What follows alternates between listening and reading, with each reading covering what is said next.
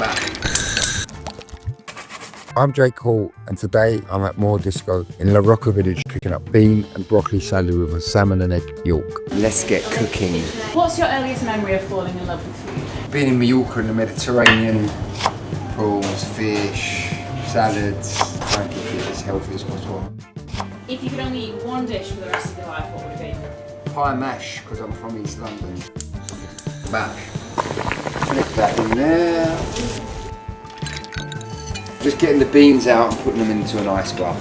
Keep them colour perfect. I'm just taking this egg out and I'm going to put it in the ice.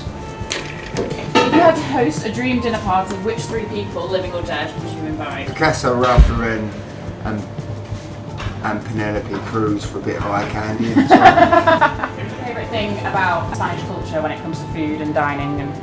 I think I love the simplicity, the freshness of it. I'm going to add some salmon.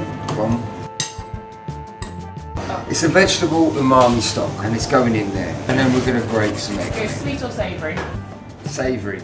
Spicy or mild? Spicy. Starter or dessert? Starter.